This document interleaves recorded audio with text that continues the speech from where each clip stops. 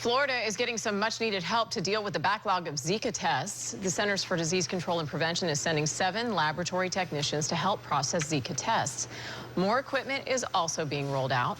The Florida Department of Health bought additional lab equipment last week to help speed up the entire process.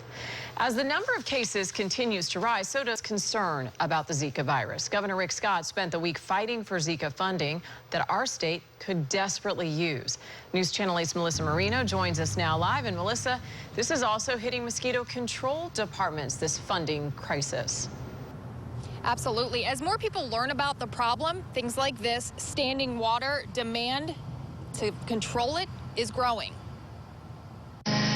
As we try to fight the spread of Zika, it appears people are getting the message. They're calling, they're saying, please, I need assistance. And that's really the people issue is where the time and the money, that's really one of our big challenges. In Polk County, the mosquito population is down by nearly half compared to recent years. Despite that, the number of people calling mosquito control is up dramatically. There were 91 calls in August of 2014. This year? In August of 2016, we got 336 calls. But it's just the heightened concern over the Zika issue. Regulated by the Florida Department of Agriculture. In Hillsborough County, code enforcement officers are being trained on how to handle these mosquito breeding sites. It just gives more eyes and ears on the ground for us to be able to combat mosquitoes. And they're out there every day dealing with those kind of properties.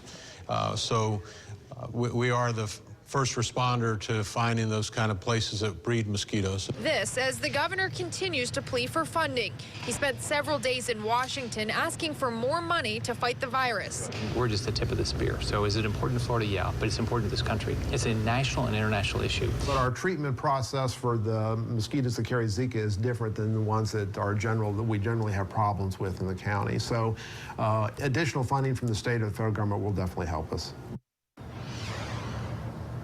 And we're told many of the people calling mosquito control have concerns about things like this, standing water, drainage issues, and they also want areas sprayed for mosquitoes. Well, and I have to imagine that all puts a strain on funding as well. Oh, absolutely. Luckily, there is state funding. Also, local governments are making adjustments, but obviously federal funding would help. Jen. All right, Melissa Marino live for us. Thank you very much.